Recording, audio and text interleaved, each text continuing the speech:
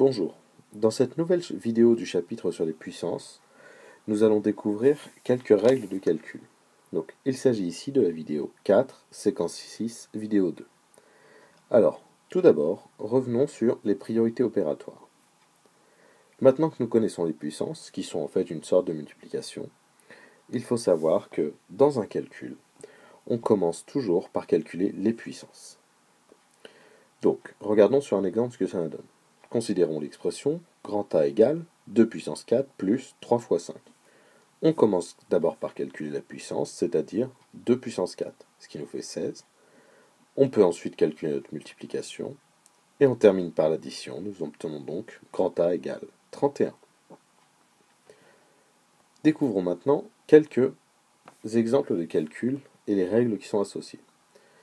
Tout d'abord, si je souhaite calculer 2 à l'exposant 3 fois 2 à l'exposant 5,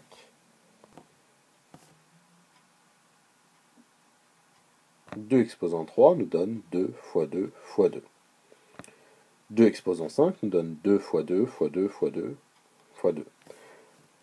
Nous obtenons donc au final 8 fois le nombre 2, ce qui se notera 2 puissance 8.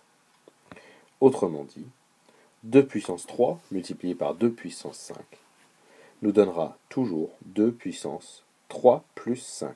Attention, cela ne fonctionne que parce que nous avons le même nombre ici et ici.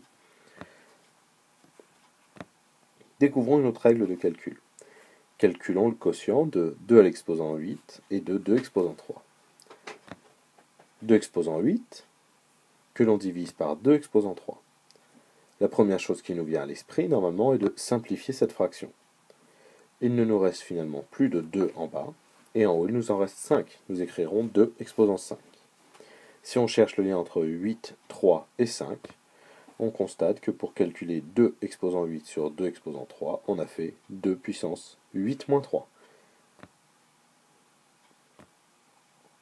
Que se passe-t-il quand on calcule la puissance d'une puissance? Par exemple, si on veut calculer 2 exposant 3 à l'exposant 4. Détaillons les calculs pour l'instant. De là, on peut dire que c'est 2 puissance 3 plus 3 plus 3 plus 3, c'est-à-dire 2 puissance 12. Nous écrirons donc que 2 à la puissance 3, le tout à la puissance 4, est égal à 2 puissance 3 fois 4. Enfin, si on calcule la puissance d'un produit, en détaillant le calcul, on peut regrouper les 3 ensemble et les 2 ensemble, et on obtient 3 puissance 4 fois 2 puissance 4. Autrement dit, la puissance d'un produit est égale au produit des puissances. Attention, cela ne marche pas avec une somme que l'on mettrait à une puissance donnée. Enfin, la propriété vue tout précédemment est également valide avec les fractions. Nous voyons ici comment décomposer pour obtenir le résultat.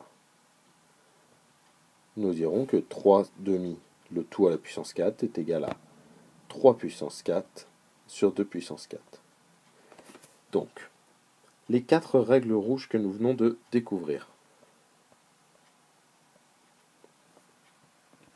peuvent être généralisées avec des lettres, ce que nous ferons dans le cours. Ces règles peuvent être appliquées directement.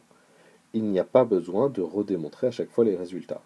C'est-à-dire 2 puissance 3 fois 2 puissance 5, on ajoute les puissances. 2 puissance 8 divisé par 2 puissance 3, on soustrait les puissances.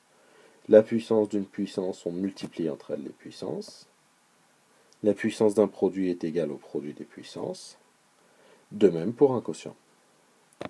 Voilà, à vous de jouer. Bon courage.